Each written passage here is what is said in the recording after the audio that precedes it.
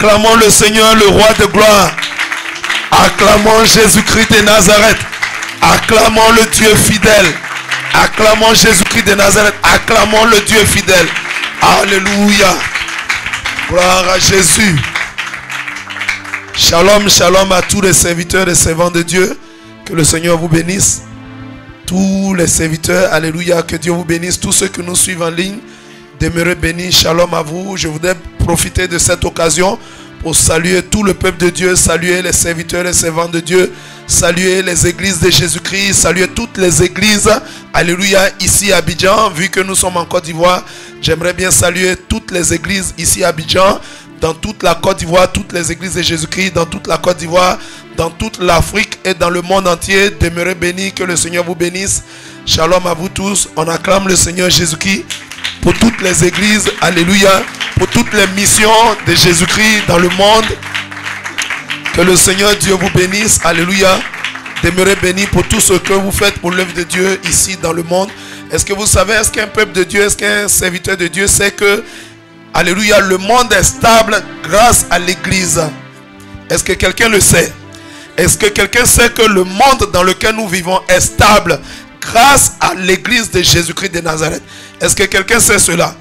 Sans l'église, l'ennemi, le diable, détruirait le monde.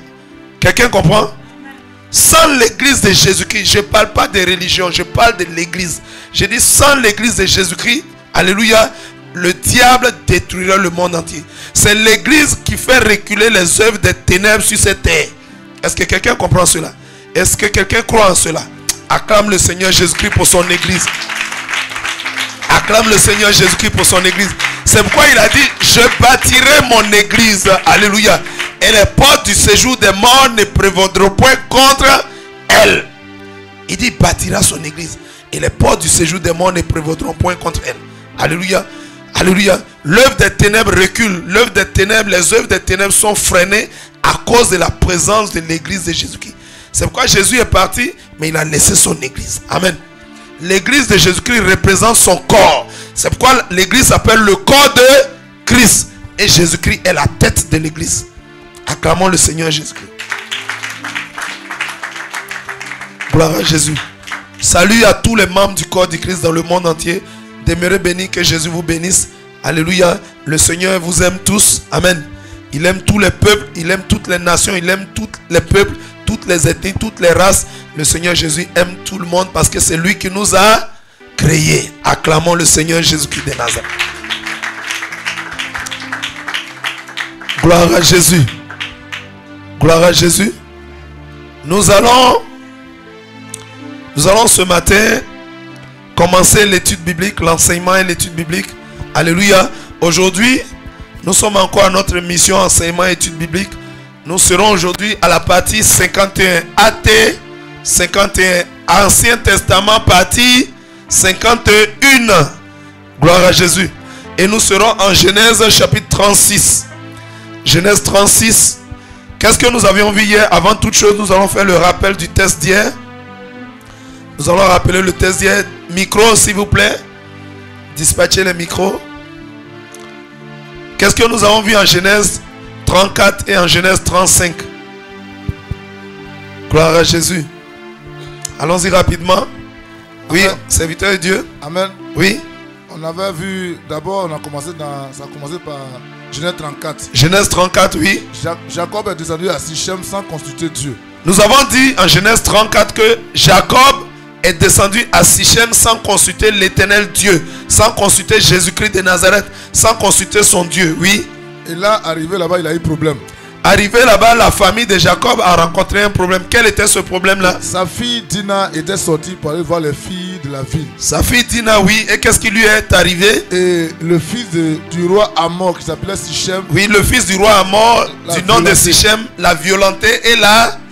Voilà, il a pris la fille là de force. Il a violenté et il a violé. Il a violé. Et le lendemain, maintenant, Dieu a dit à Jacob, monte à Bethel. On a dit le viol, c'était quoi?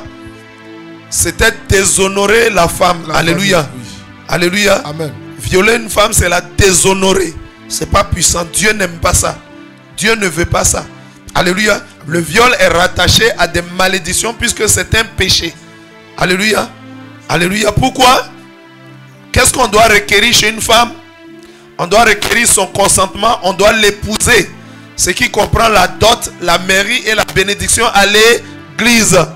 Alléluia. Sans quoi nous sommes dans le péché qui est rattaché à une malédiction.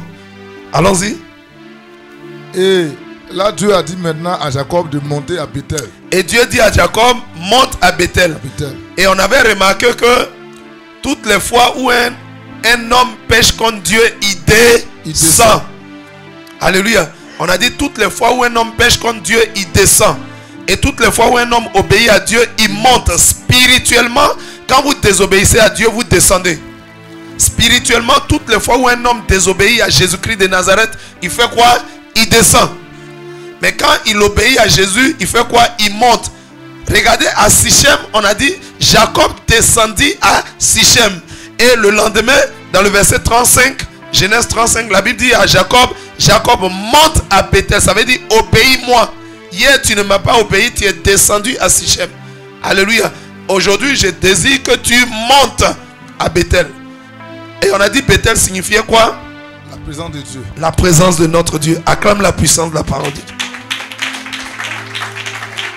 Donc en disant à Jacob monte à Bethel, il est en train de dire quoi? Il dit monte vers moi. Monte dans ma présence. Et donc on a dit en Jonas 3 verset 1, la Bible dit quoi?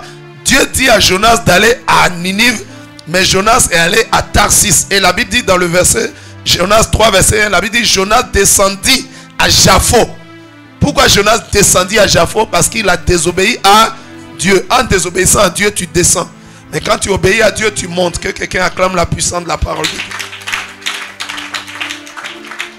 Oui, on y va, on continue. Et là, on a dit que monter à Bethel, Dieu a dit à Jacob d'ôter les dieux étrangers au milieu d'eux. Voilà, puisque Bethel symbolise la présence de Dieu. Bethel symbolise, alléluia, ça symbolise la présence de Dieu. Donc quand Dieu lui dit de monter à Bethel, ça veut dire viens vers moi. Pour venir vers Dieu, pour venir à Dieu, dans quelles conditions on doit être? Qui est Dieu? Comment est Dieu? 1 Pierre 1 verset 15, la Bible dit le Dieu que vous voulez servir, il est saint. Vous aussi soyez saints dans toute votre conduite. Pour venir à Dieu, il faut nécessairement, il faut obligatoirement se sanctifier. Il faut se purifier. Ça veut dire qu'on n'est pas pur. Alléluia. Donc pour venir à Dieu, il faut se sanctifier, il faut se purifier. Il dit monte vers moi à Bethel. Gloire à Jésus. Et dès qu'il dit à Jacob monte vers moi, il dit dis à ton peuple et toi, sanctifiez-vous, débarrassez-vous des dieux étrangers. Enlevez vos boucles à vos oreilles. Une boucle à l'oreille, c'est boucle d'eau. C'est boucle d'oreille. Dieu dit enlevez vos boucles d'oreille, enlevez vos ornements, ôtez les dieux étrangers et venez dans ma présence. Pour venir à Dieu, on doit se débarrasser du monde et de tout ce qui est dans le monde. Pour venir à Dieu, il a dit quoi à Abraham? En Genèse 12, il a dit à Abraham, quitte ton pays, quitte ta patrie, quitte la maison de ton père. Qu'est-ce que la maison du père d'Abraham avait? Terah. Il avait quoi? Il avait des téraphim, il avait des fétiches. Donc Dieu lui dit, quitte la maison de ton père. Ça veut dire quitte les fétiches, quitte les adorations. Alléluia. Quitte les adorations démoniaques, sataniques. Quitte tout ça et viens à moi. Parce que le Dieu que nous adorons, Jésus-Christ de Nazareth, il est saint. Il est saint. Pour venir à lui, il faut que tu te nettoies. Il faut que tu te purifies. Il faut que tu te sanctifies. Tu ne peux pas venir à Dieu dans la saleté parce que lui, c'est un Dieu saint. Quelqu'un comprend? Acclame la puissance de la parole de Dieu. Oui, on continue. D'ôter les dieux étrangers et de changer de vêtements. Et de changer de vêtements. Ôter les dieux étrangers, c'est se sanctifier, se purifier. Alléluia. On avait dit que les vêtements, ça symbolise les caractères, les comportements. Gloire à Jésus. Le vêtement, on met où est le vêtement? On met le vêtement sur nous. Et quand on voit un homme qui agit mal, en le regardant, on voit tout de suite son caractère. On voit tout de suite, alléluia, sa réputation. Gloire à Jésus. Donc on lui dit de changer de vêtements. Ça dit quoi? Tu es venu dans la présence de Dieu. Amen, amen. Mais tu as toujours le même comportement. Depuis 20 ans. Il y a des gens qui disent, moi je suis chrétien depuis 50 ans.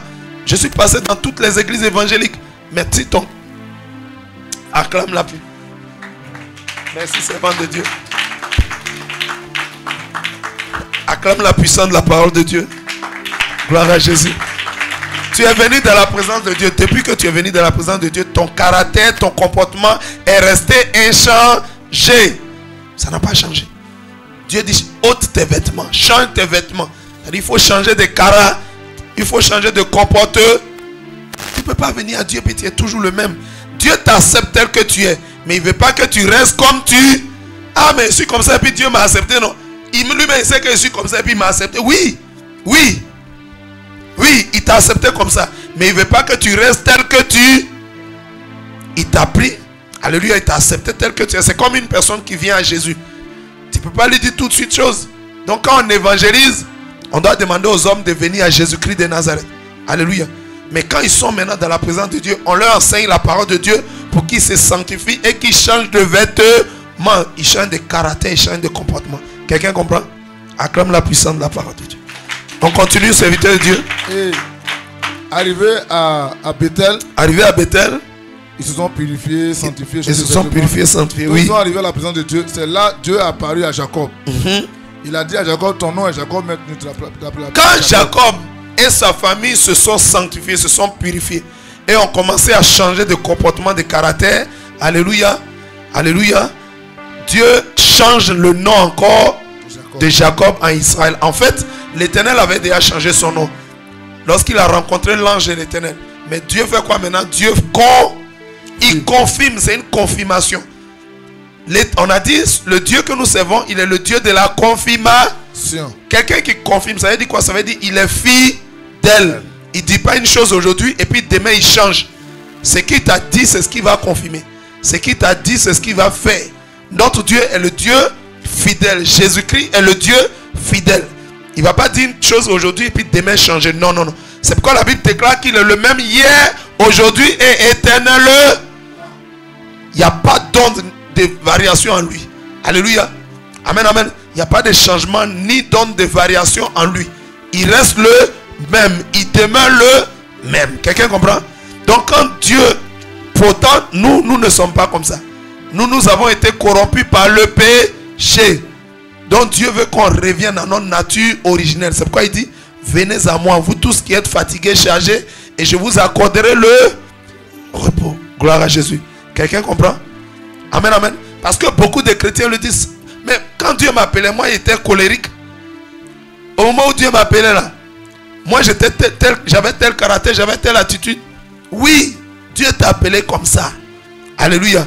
Mais tu dois changer. Tu dois accepter de t'abandonner entre les mains du Saint-Esprit. Tu dois te laisser diriger par le Saint-Esprit. Tu dois laisser le Saint-Esprit te transformer, te changer. Quelqu'un comprend? Acclamons la puissance de la parole de Dieu. Oui, allons-y.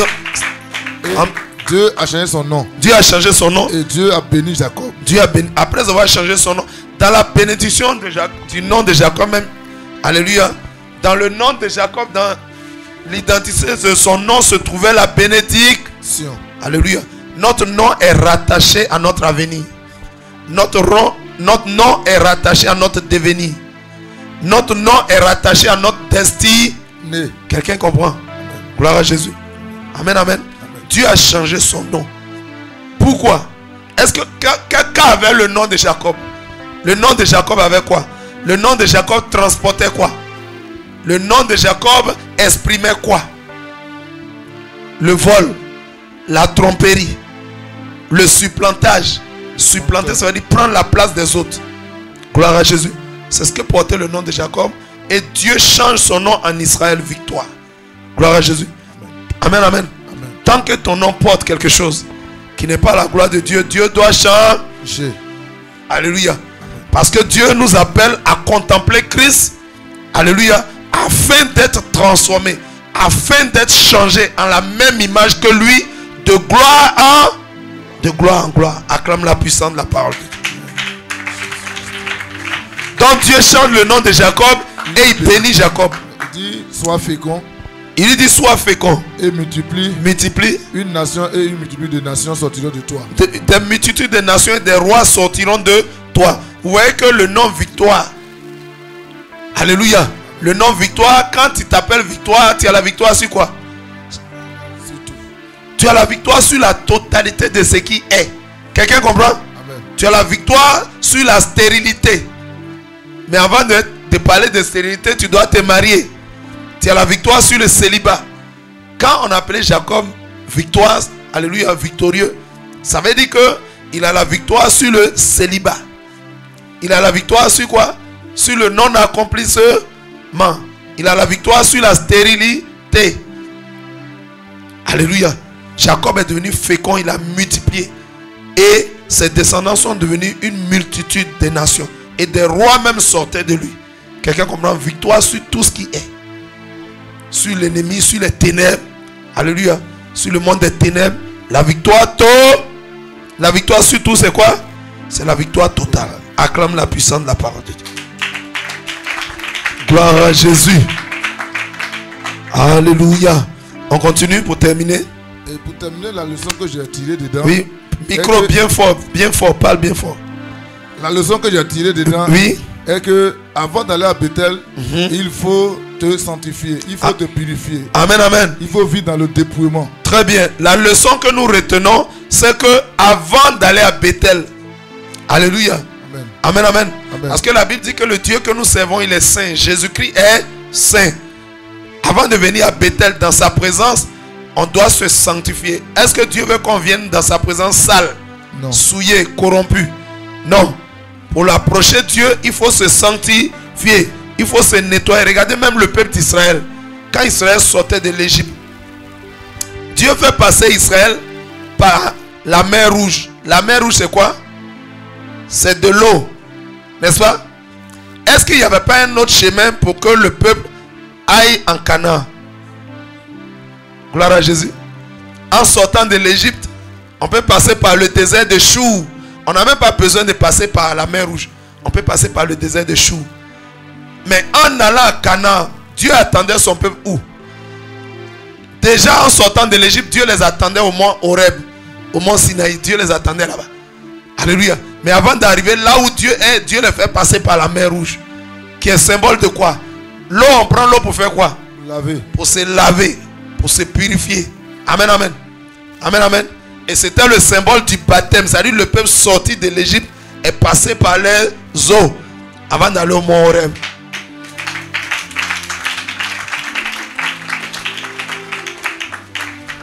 Gloire à Jésus. Et quand ils sont passés par le baptême, ils sont arrivés maintenant au mont Sinaï. Et Moïse est monté sur la montagne. Il est monté sur la montagne. Amen, amen. Toutes les fois qu'il faut approcher Dieu, on doit se purifier, on doit se sanctifier. Alléluia. C'est pourquoi la Bible dit en Hébreux 12, 14, sans la sanctification, nul ne verra le... Sans la sanctification, nul, ça veut dire personne.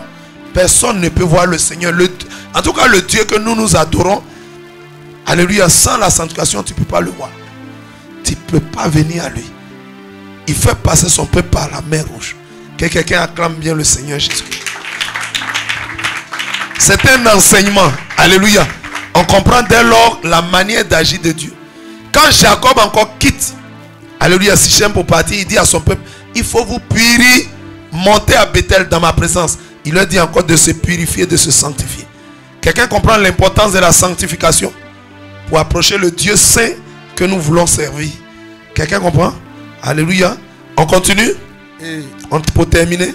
Si j'ai vu que la leçon encore, si tu te sanctifies, que tu t'approches de Dieu, il te bénit. Il te bénit. Voilà.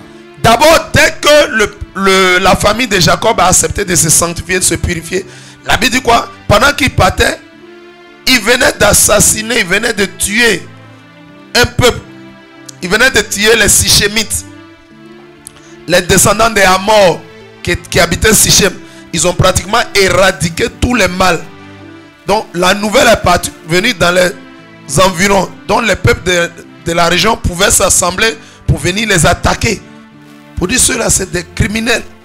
Donc Dieu a répondu. Dès qu'ils ont obéi, ils se sont sanctifiés. Ils ont ôté les dieux étrangers, ils ont ôté les boucs de tout ça. La Bible dit quoi? Dieu a semé la terreur de son peuple dans toutes les nations environnantes, dans toutes les nations qui habitaient alentour. Dieu a semé la terreur. Après s'être sanctifié, alléluia, et on a retenu que dans la sanctification, il y a la puissance de Dieu. Pourquoi Dieu est tout puissant? On avait retenu quoi dans le leçon? Dieu est tout puissant tout simplement parce qu'il est saint. Il est sans péché, il ne pêche pas. Alléluia. Dieu est tout puissant parce qu'il est... La toute puissance de Dieu découle de sa sainteté. La toute puissance de Dieu découle, alléluia, de sa pureté. La toute puissance de Dieu est rattachée à sa sainteté, à sa pureté. Alléluia. Dieu est pur, Dieu est saint, Dieu est sans péché, Dieu est séparé de tout mal. Quelqu'un comprend la parole de Dieu? Acclame la puissance de Dieu. Gloire à Jésus. Gloire à Jésus. Alléluia. Amen, amen. Et pour terminer, nous avons dit quoi? Donc quand ils ont obéi à Dieu, Dieu a répandu sa terreur. Alléluia. Et Dieu a commencé à les bénir. Il les a rendus féconds. Il a mis la terreur. Les bénédictions ont découlé. Le nom de Jacob a changé. Et Jacob a été fécond. Il a été multiplié à l'infini. Amen, amen. C'est bien ça, hein? Quelqu'un acclame le Seigneur. On va commencer. Nous commençons le test d'aujourd'hui. Nous sommes en Genèse chapitre 1. Amen, amen. Il y a quelqu'un qui me dit que Jacob aussi a bâti l'autel. Alléluia. Oui, hier on avait dit ça, mais comme... Amen. Hier on avait dit que Jacob bâtit un autel. Et on a dit que l'autel c'était quoi? Un symbole de... L'autel représente quoi? Un lieu de rendez-vous. Un lieu de rencontre. Un lieu d'adoration. Alléluia. L'autel représente un lieu de rendez-vous. C'était le lieu de rendez-vous entre Dieu et Jacob. Alléluia. Dans un lieu de rendez-vous, on fait quoi? On se rencontre. Donc l'autel est devenu un lieu de rencontre. Et quand on se rencontre, c'est pour faire quoi? C'est pour adorer Dieu. Donc l'autel est devenu un lieu d'adoration. Un site d'adoration par excellence. Un grand lieu d'adoration. Quelqu'un comprend? Donc dès que Dieu a béni Jacob, il a changé son nom, il a béni Jacob. Jacob a bâti un autel à Bethel. Alléluia. Il dit ici sera la maison de Dieu. Et il a commencé à adorer Dieu avec les siens, avec sa famille. Ils ont commencé à adorer. Amen, amen. Donc l'autel peut symboliser aussi un lieu d'action de grâce, un lieu de reconnaissance. Dieu le bénit, il bâtit un autel. Dieu le bénit, il bâtit un autel. Dieu le bénit, il bâtit un autel. Gloire à Jésus. Un lieu d'action de grâce, un lieu de reconnaissance. Pour reconnaître tout ce que Dieu a fait pour lui. C'est Dieu qui l'a protégé de son frère Ésaü qui était vraiment en fureur contre lui. Donc il a montré sa reconnaissance à Dieu. La leçon qu'on a tirée, c'est quoi? C'est que nous devons être reconnaissants envers tous les bienfaits de notre Dieu. Pour ce que Dieu nous fait, combien nous devons être reconnaissants. Que quelqu'un acclame la puissance de la parole. Nous avons compris que le Dieu que nous adorons, il prend plaisir à la reconnaissance. Dieu aime la reconnaissance. Est-ce que nous-mêmes on n'aime pas la reconnaissance? Dites-moi, de vous à moi, vous n'aimez pas la reconnaissance? Si vous faites du bien à quelqu'un, vous n'aimeriez pas que la personne vienne vous dire merci? Quand la personne vient vous dire merci, vous ressentez quoi? Vous ressentez la joie, vous dites, ah, je vais encore faire pour lui. Parce que lui là, il est reconnaît. Amen, amen. Amen, amen. Mais quelqu'un qui n'est pas reconnaissant, est-ce que vous allez encore faire? Mais on doit faire. On doit faire. Alléluia. On doit toujours faire. Gloire à Jésus. Acclamons le Seigneur Jésus-Christ. Un enfant de Dieu, alléluia. La Bible dit, faites du bien à ceux qui vous haïssent, ceux qui vous maltraitent. Mais ceux qui ne sont pas reconnaissants, on doit continuer à leur faire du bien. À cause de qui? À cause de la parole de Dieu et à cause de Dieu. Amen, amen. Amen, amen. Et Dieu nous enseigne à son peuple l'amour. Acclamons le Seigneur. C'est bon, on peut continuer? Oui. Quoi d'autre? Et on a vu encore dans le verset 16, après le verset 16 jusqu'au verset 20. Yes. On a vu que Rachel était encore enceinte. Quand ils sont arrivés à Bethel, Rachel voulait accoucher son dernier fils. Et c'était pénible. Et quand elle a accouché cet enfant, il a donné le nom de Ben-Oni. Elle lui a donné le nom de Ben-Oni. En fait, hier, on a vu tellement d'enseignements. Amen, amen. Mais souvent, quand on fait le rappel, on rappelle souvent l'essentiel. Sinon, effectivement, on a vu que Rachel a donné naissance à son fils, son deuxième fils, et elle a donné quel nom? Ben-Oni. Ben-Oni qui veut dire quoi? Le fils de ma douleur, le fils de ma souffrance, le fils de ma douleur. Gloire à Jésus. Amen, amen. Et on a dit que Joseph s'appelait Joseph qui signifiait que Dieu m'ajoute un autre fils. Et on a vu que le fait d'avoir un deuxième fils, pas une fille, mais un deuxième fils, c'est que Dieu l'a exaucé. Dieu lui a véritablement ajouté un autre fils.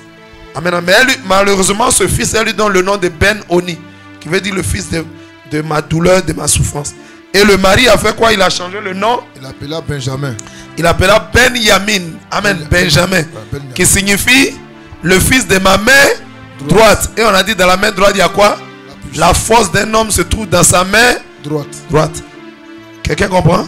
Alléluia. Il a dit le fils de mon honneur, le fils de l'exaucement, le fils de ma main droite. Gloire à Jésus. Amen, amen. Je pense que c'est l'essentiel. On ne va pas faire tout le rappel de tout ce qu'on a dit. Parce qu'on a un test à étudier. Que quelqu'un acclame le Seigneur. Genèse 36, nous allons commencer l'étude biblique. Quelqu'un prend sa Bible. Tous ceux qui nous suivent en ligne, s'il vous plaît, munissez-vous de votre Bible. Prenez vos Bibles, s'il vous plaît. Genèse 36. Nous allons lire la parole du Seigneur et je la lis avec respect. Quelqu'un est prêt? Voici la postérité d'Ésaü, qui est Édom. Gloire à Jésus. La Bible dit voici la postérité d'Ésaü qui est Édom. Une postérité, c'est quoi? C'est qui? C'est quoi? La postérité, c'est la descendance. Alléluia. Alléluia. C'est la descendance. Nous avions vu dans nos études bibliques passées, on a vu les ascendants et les descendants. Des ascendants, c'est qui? C'est ceux dont on est.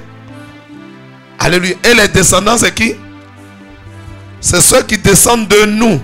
Donc nous parlons aujourd'hui de la postérité d'Ésaü. C'est-à-dire ceux qui descendent d'Ésaü. Ésaü, c'est qui? C'est le frère jumeau de Jacob. Verset 2. Ésaü prit ses femmes parmi les filles de Canaan. Ada, fille d'Élon, le Héthien. Oholibama, fille d'Anna, fille de Sibéon, le Hévien. Verset 3. Et Basmat, fille d'Ismaël, sœur de Nébajot. La Bible dit quoi?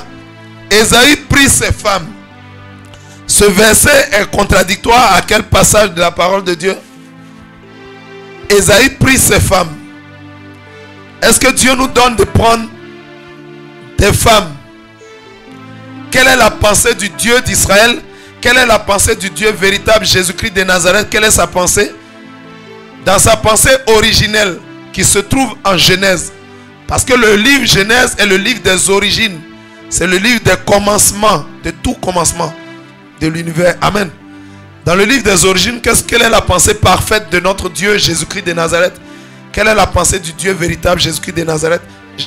Genèse 2, verset 20. Qu'un homme ait une seule femme. On appelle ça la monogamie. Alléluia. Qu'un homme ait une seule femme. Toute attitude contraire n'est que la volonté permissive de Dieu. Alléluia. Alléluia. De la volonté permissive à la volonté parfaite, laquelle devons-nous chercher? Un enfant de Dieu, un enfant de Jésus-Christ. Quelle volonté il doit chercher? C'est la volonté parfaite. Toujours la volonté parfaite. Pas la volonté permissive. Dans permissive, il y a permettre. Dieu peut permettre. C'est comme un de vos enfants vous embête. L'enfant, papa donne-moi ça. Papa donne-moi ça. Oh, il n'est pas encore âgé pour ça. Il n'est pas encore mûr pour la chose. Alléluia. Il n'est pas encore capable de gérer la chose. Mais tout le temps, papa donne-moi. Est-ce qu'un enfant de 8 ans peut demander une voiture automobile? Alléluia. Non. Il n'est pas encore prêt pour rouler la voiture. Alléluia. Mais quand, alléluia, quand vous insistez, Seigneur, donne-moi, Seigneur, donne-moi, Seigneur, donne-moi. Et quand il te donne, ça va te faire quoi? Est-ce que ça va te faire du bien? Nous devons toujours rechercher la volonté parfaite de notre Dieu. Et dans la volonté parfaite, Dieu dit un homme, une femme. On appelle ça la monogamie. Alléluia. Et un homme, une femme, on appelle ça quoi? La monoandrie. De la même manière que les hommes n'ont pas le droit d'avoir plusieurs femmes, je parle des hommes et je parle des enfants de Dieu, les chrétiens n'ont pas le droit d'avoir plusieurs femmes. De la même manière, les femmes n'ont pas le droit d'avoir deux maris, plusieurs maris. Quand un homme a une seule femme, on l'appelle monogame. Quand il a deux femmes, on l'appelle bigame. Quand elle est à partir de 3 femmes, on l'appelle poly. Quelqu'un comprend? Quand une femme a un seul mari, on l'appelle comment? Monoandrie. Quand elle a 2 maris, on l'appelle comment? Biandrie. Quand elle a à partir de 3 plusieurs maris, on l'appelle polyandrie. C'est un péché devant Dieu. C'est une forme d'adultère. Quelqu'un comprend? Or la Bible dit les adultères n'iront pas au ciel. La pensée parfaite de notre Dieu, Jésus-Christ de Nazareth, c'est la monogamie. Et ici, la Bible dit en Genèse 2, verset 24, la Bible dit, l'homme quittera son père et sa mère et s'attachera à sa... Est-ce que la Bible a dit ses femmes? La Bible dit, l'homme, quand il parle de l'homme ici, il quitte son père, sa mère et il s'attache à sa femme. Sa femme, c'est une seule femme. Et il continue, il dit quoi? Il dit, les 2 deviendront. Pourquoi Dieu ne dit pas les 3? Pourquoi il ne dit pas les 4 deviendront? Pourquoi il ne dit pas les 5, les 8 deviendront? Il dit les 2 deviendront une seule. Ça veut dire un homme et une femme. Une femme et un. Acclame la puissance de la parole de Dieu.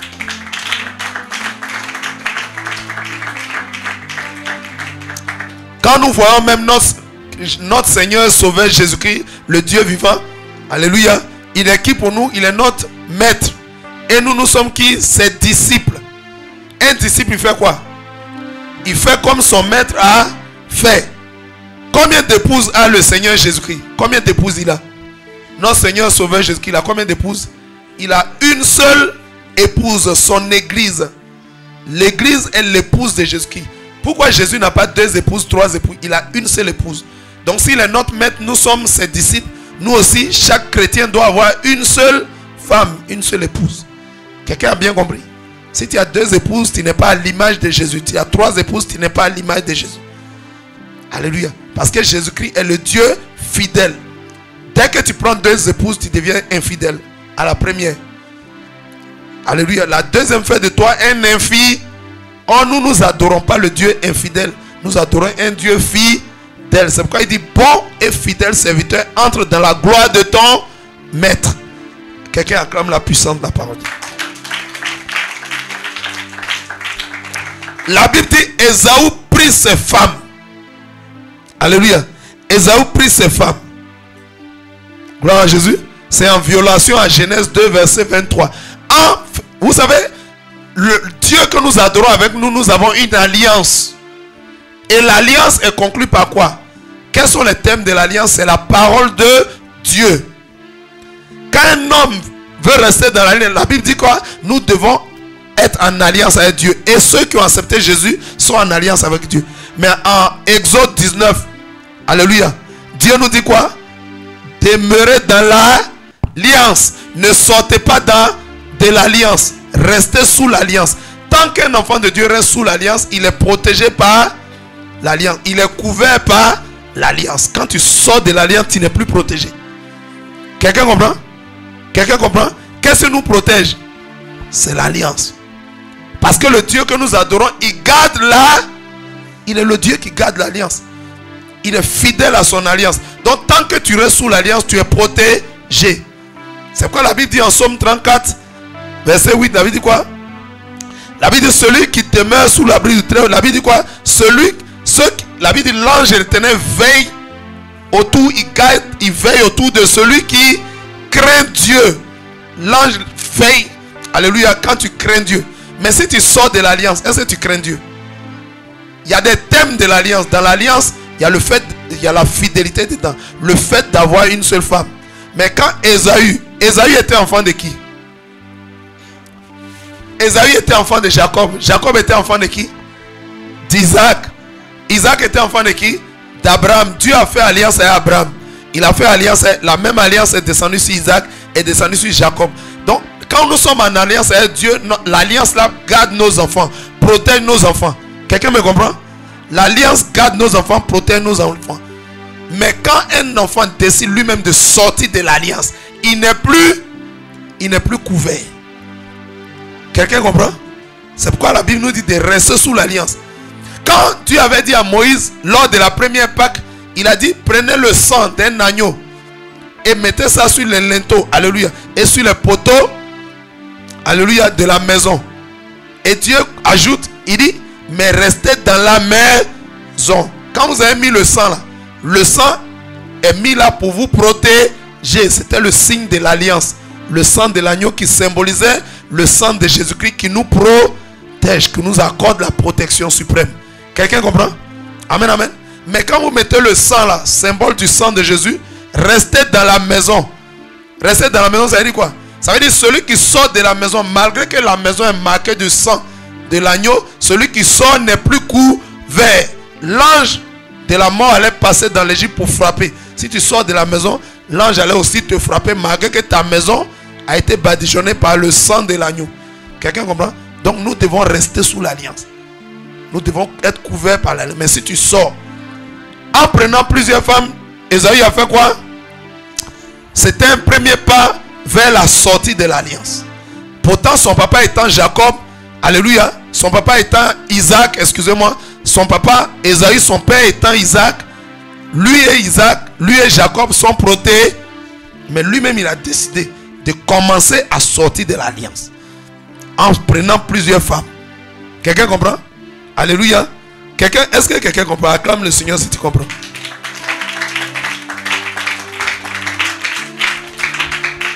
Regardez les thèmes. La Bible dit Ésaü prit ses femmes.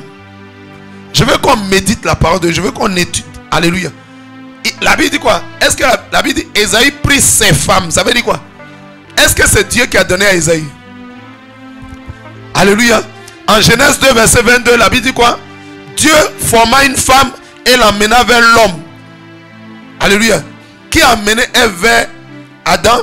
C'est Dieu. Mais en Genèse 4 verset 19, la Bible dit quoi? Lémec prit. Lémec prit. Est-ce que c'est Dieu qui a donné deux femmes à Lémec? Lémec fut le premier homme sur la terre à prendre deux femmes. Mais la Bible dit quoi?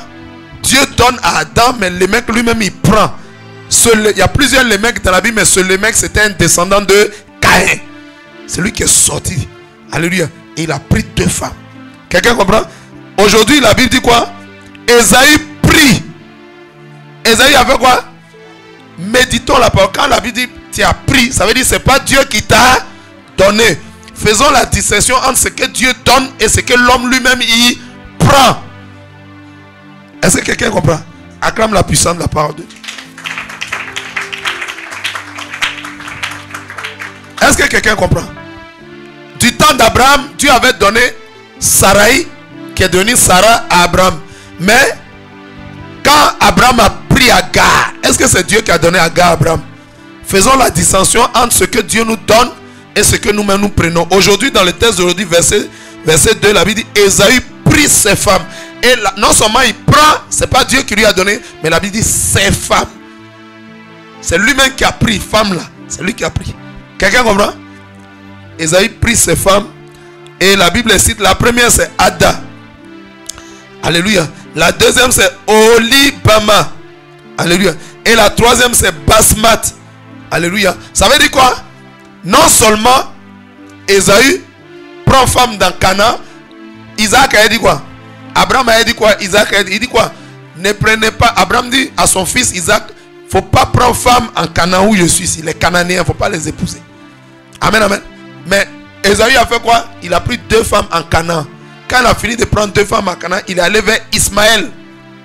Et il a pris l'oncle et son oncle. Il allait prendre femme là-bas aussi. Il a pris Basmat, une descendante d'Ismaël, la fille d'Ismaël. Gloire à Dieu. Ça lui fait 3 femmes étrangères. Alors verset 4. Ada enfantant à Ésaü Eliphaz. Basmat enfantant Reuel.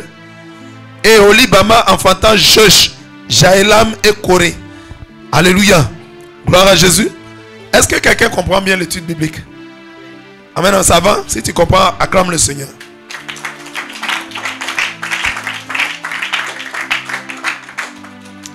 Vous voyez que Ésaü a pris un autre chemin.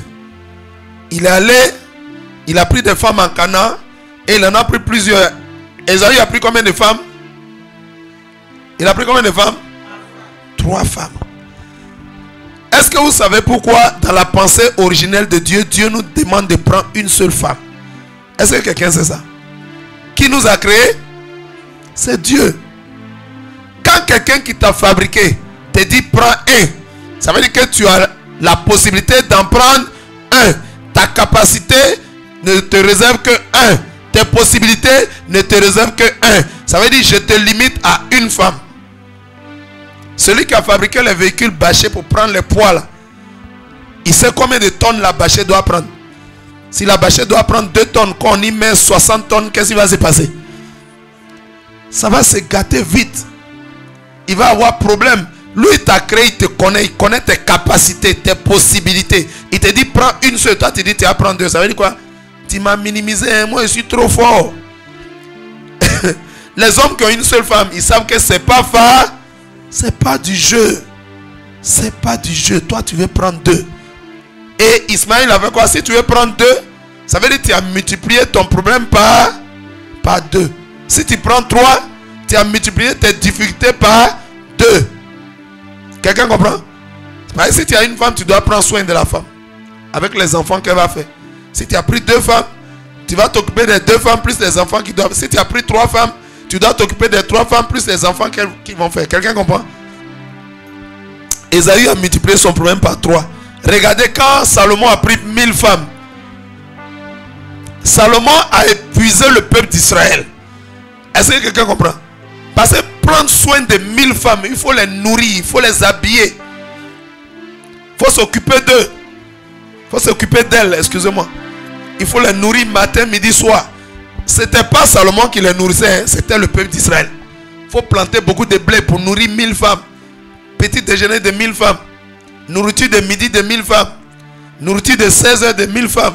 Nourriture de 18h ou 20h le dîner de 1000 femmes. Ce n'est pas Salomon qui travaillait pour qu'elle mange. C'était le peuple d'Israël. Alléluia. Il faut laver les habits de 1000 femmes. Et chaque femme a des servantes. Comme c'est les servantes des reines, puisqu'elles sont mariées au roi, on s'occupe, les servantes s'occupent de la reine. Amen. Mais il y a des gens qui s'occupent des servantes. Donc si chaque reine a, chaque femme, il en avait 1000, chaque femme a 20 servantes, il faut des gens pour s'occuper de la femme et de ses servantes. Le peuple était épuisé. Le peuple était harassé. Le peuple était fatigué. À tel enseigne que quand Salomon est quitté et que son fils Roboam est monté au pouvoir, le peuple est venu voir Roboam pour dire: ton papa nous a fatigués, il nous a épuisés, il nous a opprimés, on a souffert sous ton papa, pardon, allège-nous les tâches. Parce que vous savez, quelqu'un qui a 1000 femmes, il va augmenter les impôts. Il faut que ces 1000 femmes mangent, il faut nourrir ces 1000 femmes dont les impôts étaient élevés. Le peuple souffrait. Non seulement le peuple travaille dur pour nourrir les 1000 femmes, pour nourrir eux-mêmes leurs femmes et leurs enfants, pour nourrir leur famille, mais pour nourrir les 1000 femmes du roi. Le peuple était... Et puis impôt encore élevé, il dit: il faut diminuer l'impôt là. Ton papa nous a trop fatigués. Et puis toi-même, il ne faut pas prendre beaucoup de femmes comme ton papa. Au lieu de consulter les vieillards qui sont des gens expérimentés, des gens adultes, il allait consulter les jeunes comme lui. Les jeunes, ton papa les aime. Il faut les faire pire même que ton papa. Il est venu dire au peuple: mon papa, ce qu'il vous a montré à ces petits, ce qu'il vous montrer, vous allez comprendre. Vous allez connaître qui a mis l'eau dans le coco. Alors, amen. Amen. Pourtant, le peuple est venu plaider. Le peuple est venu négocier. Quand il a dit, le peuple dit: les gars, chacun de nous, il y avait 12 tribus en Israël. On dit: c'est pas on est avec lui. Si on n'est pas là, est-ce qu'on peut, il va nous maltraiter? Et le peuple s'est retiré. 10 tribus sont partis. Alléluia. Et Jéroboam, un serviteur de Salomon, est devenu roi. Le pays a été divisé en 2. Quand il y a division, alléluia, quand il y a division, il y a séparat. Ceux qui étaient avec lui sont restés au sud. Et ceux qui sont revenus à Jéroboam sont restés au nord. Quelqu'un comprend? Division. Tout ça, c'est venu de quoi? Quelqu'un qui prend 1000 femmes. Amen, amen. Tout ça, que ça nous serve de leçon. Dieu qui nous a créés, il sait qu'un homme ne peut gérer qu'une seule femme. Si tu veux en prendre plus, tu augmentes tes problèmes, tu augmentes tes difficultés. Une seule, c'est bon. Mais plus, ça devient autre chose. Quelqu'un comprend? Demandez un peu les gens qui ont plusieurs femmes, vous allez voir. Demandez un peu dans la famille où il y a plusieurs femmes. Regardez, c'est l'hypocrisie, la jalousie. Chacun s'en chez féticheur marabout pour que le mari l'aime bien plus que l'autre. Chacun veut que ses enfants soient avantagés. Donc, chacune veut que ses enfants soient avantagés. Donc, il y a des divisions, des querelles, l'hypocrisie, la ruse, les malices. Pourquoi il y a tous ces péchés-là? Parce qu'un péché en entraîne toujours un autre. Le premier péché, qui est le fait de prendre plusieurs femmes, c'est ce qui a entraîné tout ce qui se passe dans la famille. Regardez la famille de David. David avait plusieurs femmes. Amen, amen. Il avait plusieurs femmes. Gloire à Jésus. Alléluia. Amnon a couché avec sa demi-sœur Tamar. Tamar était la sœur même mère de Absalom. Absalom a fait tuer Amnon. Pourquoi tu as couché avec ma petite sœur? Il a fait tuer. Oh, c'était des frères. Vous voyez les meurtres. Plusieurs femmes, c'est pas puissant. Que quelqu'un acclame le Seigneur pour l'esprit de notre Dieu. Notre Dieu est trop bon. Jésus-Christ est trop bon. Un homme, une seule femme. Une femme, un homme. Il y a des femmes qui m'ont vu, je ne dirai pas leur nom, qui m'ont vu un jour et dit, hey, vous là, vous êtes bien des... Là où je travaillais, il y avait des femmes qui faisaient le commerce. Elles venaient m'approcher. Mais vous les chrétiens, vous avez une seule femme. Mais nous là, on prend beaucoup de femmes, on ne sait pas comment faire. Tu vois les femmes, elles sont meurtries dans les chaînes, mais elles ne savent pas comment faire. Alléluia. Une seule femme, c'est une grande bénédiction. Acclame le Seigneur. Quelle femme n'a... Quelle est la femme qui n'a pas envie d'être la seule femme de son mari? Elle n'a qu'à lever la main ici. C'est quelle femme qui n'a pas envie d'être la seule femme de son mari? Alléluia. Amen, amen. Il y a un monsieur qui avait plusieurs femmes. Il est venu me voir une fois. Je lui ai dit, non, si toi tu as pris plusieurs, non? Donc les femmes, chaque femme va prendre aussi plusieurs maris. On va voir comment vous allez être dans la maison. Il dit non, c'est pas comme ça. Alléluia. Que quelqu'un acclame le Seigneur Jésus-Christ, le Dieu fidèle. Le Dieu de toute fidélité. Donc Esaü a pris ses femmes. Vous voyez que c'est lui qui a pris. Ce n'est pas Dieu qui lui a donné. Vous allez voir souvent dans la Bible, quand quelqu'un prend au-delà d'une femme, la Bible dit c'est lui qui a pris. Quand quelqu'un dans la Bible prend au-delà de... La Bible dit c'est lui qui a... Vous n'allez jamais voir que c'est Dieu qui lui a donné. Quelqu'un comprend? Amen, amen. Donc il a pris ses femmes. Et on va voir maintenant les enfants qu'elles lui ont donné. Allons-y au verset 4.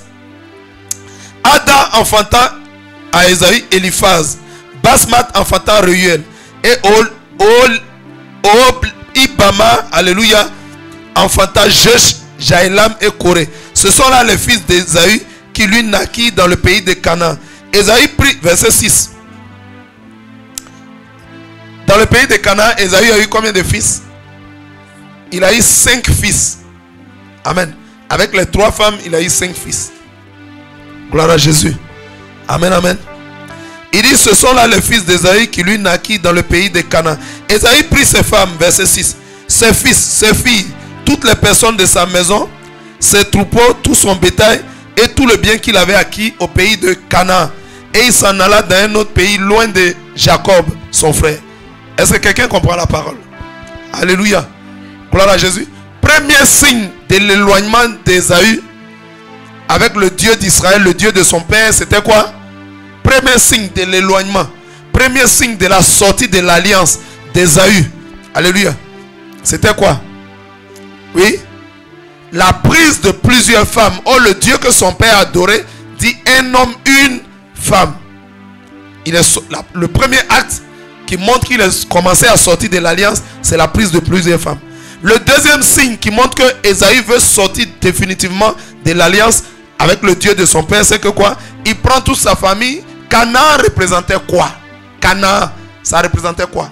Il habitait là-bas avec sa famille, son père et son frère. Canaan représentait quoi? La terre promise où coule le lait et le miel. Dieu a fait sortir son peuple de l'Égypte pour l'emmener en Canaan, le pays où coule le lait et le miel, le pays de la promesse, le pays de la bénédiction. Maintenant, qu'est-ce que Esaü fait? Esaü prend toute sa famille, il dit quittons Canaan, allons-y dans un autre pays. Qu'est-ce que cela vous enseigne? Qu'est-ce que cela nous montre? Si Dieu dit à son peuple allez-y en Canaan, ça veut dire quoi? Il sera avec... Est-ce que Dieu va abandonner le peuple en Canaan? Dieu sera en Canaan. Gloire à Jésus. Amen, amen. Donc quand il te dit rester en Canaan, ça veut dire quoi? Rester encore dans ma présence. Mais Esaü prend ses femmes, ses enfants et quitte le pays de Canaan. Ça veut dire quoi? Il sort de l'alliance, il sort de la présence de Dieu Donc il confirme sa sortie de l'alliance. Il dit, moi je suis pas, je reste pas dans ce pays. Quelqu'un comprend? Il s'en alla dans un autre pays loin de Jacob son frère. Verset 7. Car leur richesse était trop considérable pour qu'ils demeurassent ensemble, et la contrée où ils séjournaient ne pouvait plus leur suffire à cause de leurs troupeaux.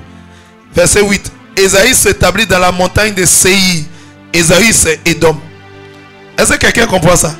La Bible appelait Ésaü, la Bible appelle Édom. Pourquoi Ésaü se fait appeler Édom? Pourquoi? Amen, amen. On va prendre Genèse 25, 25. Prenons Genèse 25, 25 rapidement. Genèse chapitre 25, verset 25. Et je vais lire. Je lis la parole du Seigneur.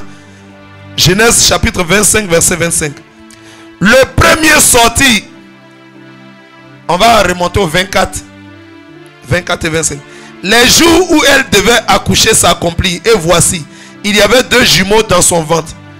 Le premier sortit entièrement roux. Alléluia. Comme un manteau de poils. Et on lui donna le nom de Ésaü. Pourquoi on lui a donné le nom? Quelle est l'origine du nom Ésaü d'abord? Le nom Ésaü. On dit le premier sorti entièrement roux. Roux veut dire quoi? Que quelqu'un acclame la puissance de la parole de Dieu.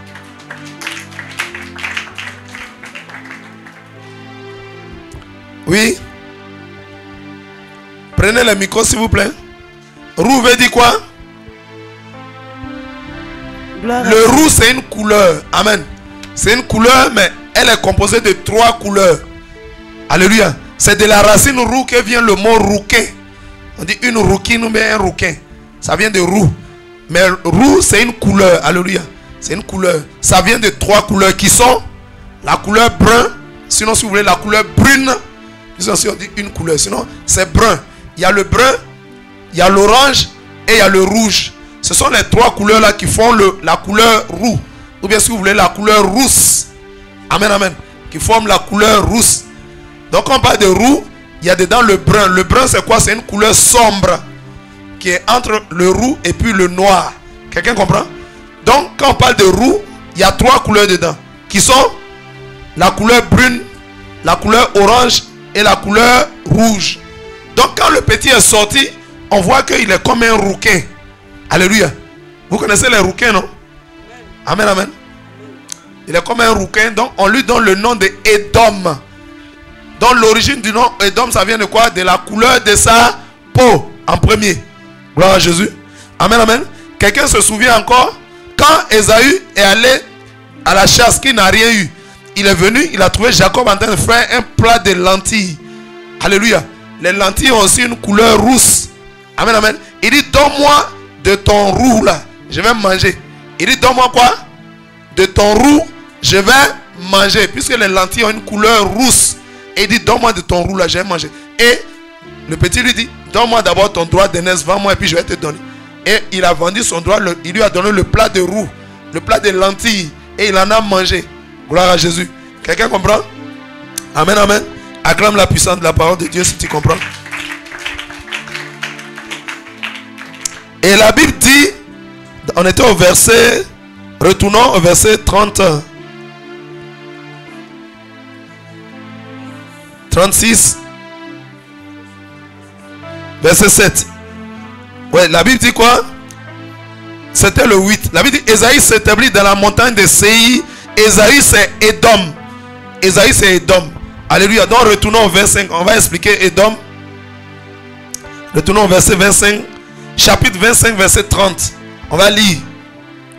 Chapitre 25, verset 30.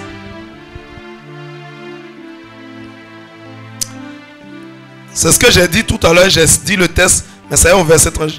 Genèse 25, verset 30. Et Ésaü dit à Jacob, laisse-moi, je te prie, manger de ce roux. Il dit quoi? Laisse-moi, je te prie, manger de ce roux-là. Car je suis fatigué. C'est pour cela qu'on a donné à Ésaü le nom de Édom. C'est pour cela qu'on a donné à Ésaü le nom de Édom. Le nom de Édom. Quelqu'un comprend? Acclame la puissance de la parole de Dieu. Retournons au chapitre 36, verset 8. Ésaü s'établit dans la montagne de Séir. Ésaü c'est Édom. Donc Ésaü vient d'où? Il vient de... Non, Ésaü, c'est... Ésaü veut dire quoi? Roux. Alléluia. Et Édom aussi vient de roux. Toujours la couleur rousse. Quelqu'un comprend? Mais la Bible dit ici, Ésaü s'établit dans la montagne de Séir.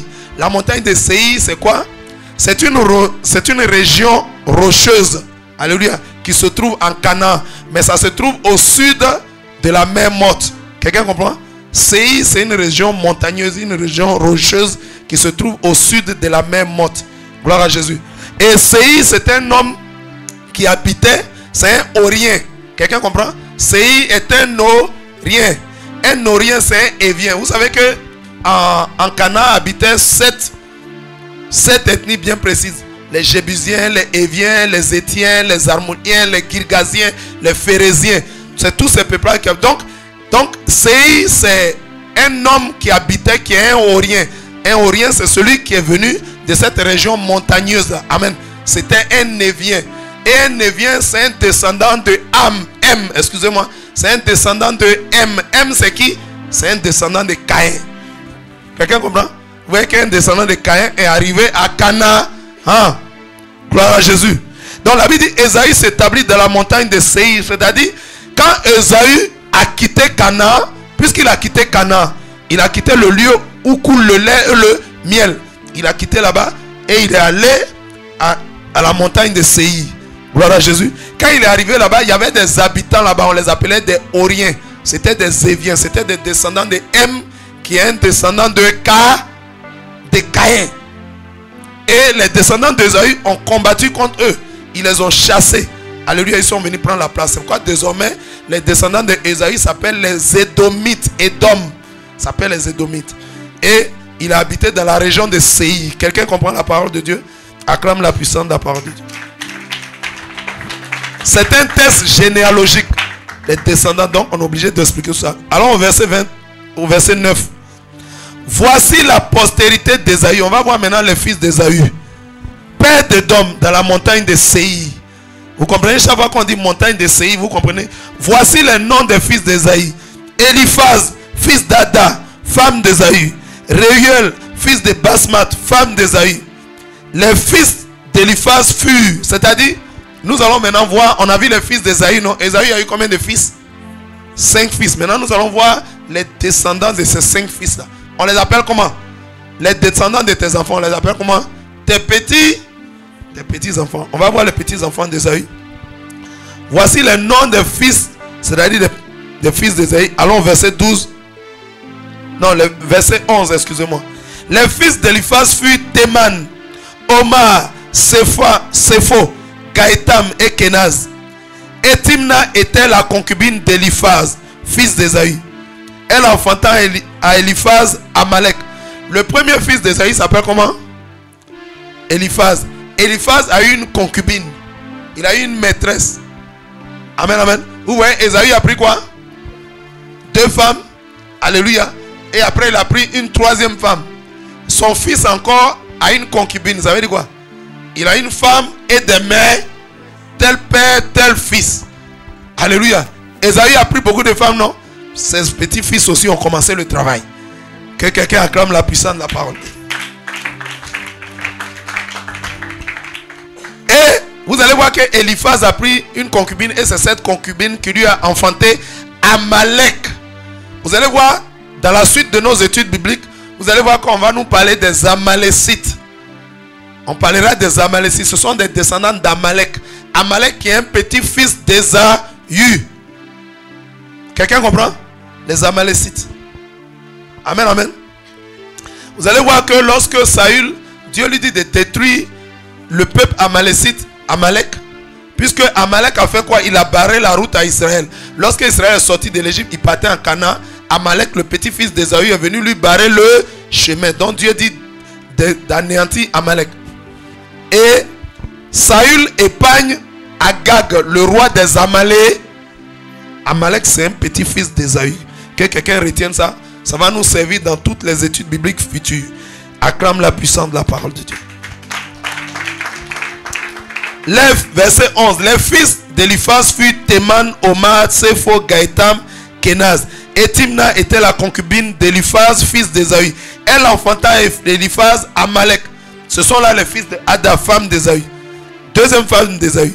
Voici les fils de Reuel, Rahat, Zerah, Shama, Misa. Ce sont là les fils de Basmat, femme d'Ésaü. Voici les fils d'Olibama, fille d'Anna, fille de Sibéon, femme d'Ésaü. Elle enfanta Ésaü, Jesh, Jaélam et Corée. Alléluia. Ici on a vu quoi? Les petits-fils d'Ésaü. Maintenant on va voir les chefs des tribus. Verset 15. Voici les chefs des tribus issus des chefs des fils d'Ésaü. Voici les fils d'Éliphaz, premier-né d'Ésaü, le chef Théman, le chef Omar, le chef Sepho, le chef Kenaz, le chef Corée, le chef Gaétam, le chef Amalek. Amalek aussi fut chef d'une des tribus d'Ésaü. C'est pourquoi il a dirigé le peuple des Amalécites. Amalek. Gloire à Jésus. On continue. Nous continuons. Nous étions au verset 16. Le chef Corée, le chef Gaétam, le chef Amalek, ce sont là les chefs issus d'Éliphaz dans le pays d'Édom. Ce sont les fils d'Ada. Voici les fils de Reuel, verset 17. Fils d'Ésaü, le chef Nahat, le chef Zerach, le chef Shama, le chef Misa. Ce sont là les chefs issus de Reuel dans le pays d'Édom. Ce sont là les fils de Basmat, femme d'Ésaü. Voici les fils d'Oholibama, femme d'Ésaü, le chef Josh, le chef Jaélam, le chef Corée. Ce sont là les chefs issus d'Oholibama, fille d'Anna, femme d'Ésaü. Ce sont là les fils d'Ésaü et ce sont là leurs chefs des tribus. Ésaü, c'est Édom. Je vous ai dit, aujourd'hui nous avons affaire à un test généalogique. Les tests généalogiques, c'est les tests qui parlent des descendants. Lui là a enfanté lui. Lui l'a enfanté, lui, l'autre a enfanté, lui, ainsi de suite. Gloire à Jésus. Amen, amen. Cela nous montre la fécondité, alléluia, à partir de la bénédiction que Dieu a déposée sur Abraham et ses descendants. Amen. Vous voyez que malgré que Ésaü est sorti de la présence de Dieu, alléluia, il a fait quoi? Il était fécond. Parce que Dieu ne se répand pas de ses bénédictions. Quand Dieu t'a donné, il t'a donné. Dieu ne se répand pas de ses dons. Dieu ne se répand pas de ses bénédictions, il ne se répand pas de ses dons. S'il t'a donné, il t'a donné. Donc malgré que Isaïe était sorti, il demeurait fécond. Gloire à Jésus. Acclame la puissance de la parole de Dieu. Merci. Merci, servant de Dieu. On continue la généalogie. Verset 20. Voici les fils de Séi. Tout à l'heure, on a parlé de Séi, non? Gloire à Jésus. Vous voyez que Ésaü et ses descendants, quand ils ont quitté Canaan, ils vont aller vers la montagne de Séi. Mais ils vont trouver là-bas des Horiens. Et ils vont leur faire la guerre. Et ils vont les remplacer. Quand ils vont détruire les Horiens, ils vont prendre les femmes des Horiens. Ils vont s'accoupler à eux pour faire les descendants d'Ésaü. Donc Ésaü a une descendance en Canaan. Et il a une descendance à partir des Horiens. Les Horiens, ce sont les habitants de la montagne de Séi. On continue, verset 20. Voici les fils de Séi, le Horien. Le Horien descend de qui? Anciens habitants du pays. Quand vous voyez maintenant la montagne de Séi, c'est les enfants, les descendants d'Ésaü qui habitent là-bas. Mais avant, ce n'était pas eux qui habitaient là-bas. C'était des Horiens. C'est eux, on va voir maintenant. Amen. Quelqu'un comprend? Si tu comprends, acclame la puissance de la parole de Dieu. Voici les fils de Séi, le Horien, anciens habitants du pays, Lotan, Shobal, Sibéon et Anna. Alléluia. Dishon, Etzer, Dishan. Ce sont là les chefs des Horiens, fils de Séi, dans le pays d'Édom. On avait dit, Séi, c'est un habitant, c'est un Horien. C'est ce qu'on avait dit, non? On continue, verset combien? 22. Les fils de Lotan furent Hori. Eman, la sœur de Lotan, fut Timna. Voici les fils de Shobal, Alva, Manata, Manahat, Ebal, Shepho, Onam. Voici les fils de Sibéon, Aja et Anna. C'est ce Tana qui trouva les sources chaudes dans le désert quand il faisait paître les ânes de Sibéon, son père. Voici les enfants d'Anna, Dishon, Oholibama, fille d'Anna. Voici les fils de Dishon, Endan, Eshban, Shitan et Karen. Voici les fils d'Etzer, Bilan, Zavan et Akan. Voici le fils de Dishan, Out et Aran. Voici les chefs des Horiens, le chef Lotan, le chef Shobal, le chef Sibéon, le chef Anna. Verset 30. Le chef Dishon, le chef Etzer, le chef Dishan, ce sont là les chefs des Horiens, les chefs qui eurent dans le pays de Séir. En fait, ce sont ces peuplades-là que Ésaü et ses descendants ont remplacés à la montagne de Séir, dans les grottes de Séir. Quelqu'un suit un peu? Vous suivez un peu? C'est un test généalogique. Il parle des descendants de différents peuplades. Quelqu'un comprend? Allons-y au verset 31. Voici les rois qui ont régné dans le pays d'Édom avant qu'un roi régnât sur les enfants d'Israël.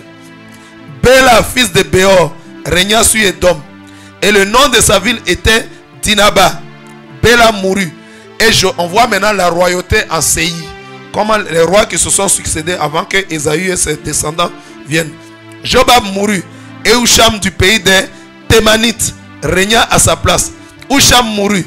Et Hadad, fils de Bédad, régna à sa place. Celui qui frappa Madian dans les champs de Moab. Le nom de sa ville était Avit. Alléluia. Hadad mourut. Et Samla de Masreka régna à sa place. Samla mourut. Et Saül de Rehoboth sur le fleuve régna à sa place. Ce n'est pas le même Saül qu'on connaît. Le premier roi d'Israël, ce n'est pas ce Saül, c'est un autre Saül. Gloire à Jésus. Quelqu'un comprend? Verset 39. Baal-Hanan, fils d'Akbor, mourut. Et Ada régna à sa place. Le nom de sa ville était Po. Et le nom de sa femme était Mehet-Abil, fille de Matreb, fille de Mezahab. Voici les noms des chefs issus d'Ésaü selon leur tribu. Maintenant, on revient sur les chefs d'Ésaü, les descendants, c'est-à-dire les chefs des tribus d'Ésaü, puisque Ésaü maintenant va aller à la montagne de Séir pour remplacer les chefs des tribus et les rois de Séir. Voici les noms des chefs issus d'Ésaü. Voici leurs tribus selon leur territoire, d'après leur nom. Le chef Timna, le chef Alva, le chef Jetet. Amen. Le chef Oholibama, le chef Ela, le chef Pinon, le chef Kenaz, le chef Teman, le chef Mibtsa. C'est des noms, hein? Que quelqu'un acclame la puissance de la parole de Dieu. Et on va terminer les deux derniers versets. Le chef Kenaz, le chef Teman, le chef Mibtsa, le chef Magdiel, le chef Hiram, ce sont là les chefs d'Édom selon leur habitation dans les pays qu'ils possédaient. C'est là Ésaü, père d'Édom. Gloire à Jésus. Qu'est-ce que la généalogie nous enseigne? Est-ce qu'un homme peut connaître des descendants dans des moindres détails tels que nous venons de le voir? Qui est en train de nous relater toutes ces généalogies? C'est le Saint-Esprit. Vous voyez que les hommes passent, les tribus passent, les chefs passent, alléluia, les descendants passent, mais lui il est toujours là. Que quelqu'un acclame la puissance du Dieu éternel. Le Saint-Esprit, c'est l'esprit de Jésus-Christ de Nazareth. Vous voyez qu'il connaît parfaitement les généalogies de tous les hommes qui sont sur la terre. Pourquoi Jésus-Christ connaît le nom de tous les descendants des hommes qui sont sur la terre, qui sont passés sur la terre? Pourquoi il les connaît? Parce que c'est lui qui les a, c'est lui qui nous a créés. Si le Saint-Esprit cite les noms dans les détails, parce que c'est lui qui nous a créés. Il nous connaît. Quand il vous donne un enfant, que vous lui donnez un nom, Dieu connaît ce nom-là. C'est noté, c'est écrit. À tel enseigne qu'il peut raconter d'où tu es venu. Depuis tes arrières, tes ancêtres, tes aïeuls. Le Seigneur peut, le Saint-Esprit peut remonter jusqu'à Adam. Il peut remonter ta descendance, il peut remonter ta poste, c'est-à-dire tes ascendants jusqu'à Adam. Est-ce que vous savez ça? Nous tous qui sommes là, le Saint-Esprit peut relater à nos ascendants. Il peut dire ceux dont on descend jusqu'à Adam. Chacun de tous les hommes qui sont sur la terre. Il maîtrise parfaitement la généalogie. Pourquoi? Parce que c'est lui qui nous a créés. Acclamons la puissance du Dieu créateur. Comment s'appelle ce Dieu créateur? Il s'appelle tout simplement Jésus-Christ de Nazareth. Qu'est-ce que cette généalogie que nous avons étudiée aujourd'hui, qu'est-ce que cela nous enseigne? Quelle leçon nous tirons de la généalogie? C'est-à-dire l'important dans tous ces noms que nous avons étudiés. Les noms sont importants, mais ce n'est pas le plus important. Au travers de ce nom, Dieu veut nous enseigner quelque chose. Au travers de l'histoire de ces familles et de leurs descendants, Dieu veut nous enseigner une leçon spirituelle. Laquelle? Laquelle? Ça nous montre la nature de Dieu. Comment notre Dieu qui a créé toutes ces personnes-là, comment il est. Oui. Prenez le micro. Prenez le micro. Oui. Rapidement, allons-y. Ça n'est de pas prendre beaucoup de femmes. Et dis-lui la première leçon qu'il retient dedans, c'est que un enfant de Dieu, un vrai chrétien, ne doit pas prendre plus d'une femme. Il doit prendre une seule femme. C'est ce que lui il a retenu. Leçon, on continue très bien. On continue. Un chrétien n'a droit qu'à une seule femme, pas deux. Y compris une chrétienne, elle a droit à un seul mari, pas deux. Oui. Gloire à Dieu. Oui. Selon la généalogie qui nous a été citée, c'est que Dieu connaît tout, il sait tout, c'est lui qui connaît, qui a créé, donc il nous connaît tout. Acclame la puissance de la parole de Dieu. La généalogie nous enseigne d'abord que tous les hommes viennent de Dieu. C'est Dieu qui a créé toutes les nations, tous les peuples. Dieu, vous voyez tous les peuples qui sont sur la terre. Peu importe votre pays, c'est Jésus-Christ qui vous a créé. C'est la vérité. C'est pourquoi le jour du jugement, nous le verrons tous. Tout le monde va le voir. Ah, c'est Jésus. Sur la tête, il disait que non, c'est pas Jésus qui est Dieu.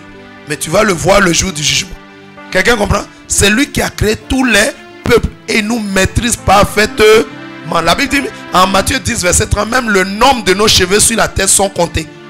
Pourquoi Jésus connaît parfaitement le nombre des cheveux sur nos têtes? Est-ce que c'est lui qui a mis ça là? Toutes les nations, toutes les peuples sur la terre, Jésus connaît le nombre de cheveux. Chaque homme a un nombre exact de cheveux sur sa tête. Jésus connaît ça. Comment tu peux connaître les choses dans leur perfection? C'est parce que c'est toi qui les as fait. Quelqu'un comprend? Le Seigneur maîtrise toute la généalogie dans son ensemble. Parce que c'est lui qui nous a... Oui? Quelqu'un d'autre? Alléluia, quelqu'un d'autre? Qu'est-ce que cela nous enseigne la généalogie aujourd'hui encore? Gloire à Dieu. Oui. Elle nous enseigne aussi qu'on peut comprendre que nos parents qui nous ont mis au monde, ils connaissent bien tous ces enfants, mais après ils passent, mais ils ne connaissent plus la suite. Très bien. Mais le Seigneur l'Éternel, lui, il est éternel. Très bien. Donc cela fait qu'il nous connaît tous. Amen. Voilà. Très bien, c'est exact. Alléluia. Vous voyez, en réalité, souvent nos parents font des généalogies. Dans nos familles, il y a des parents qui disent, nous on est venu de tel, tel est venu de tel, tel est descend de tant, tel descend de celui-là. Mais à un moment, ils sont limités. Ils ne pourront connaître que quelques ascendants et qui s'arrêtent à eux. Mais ils ne pourront pas connaître leurs descendants totalement. Ils peuvent connaître quelques descendants, quelques ascendants, quelques descendants.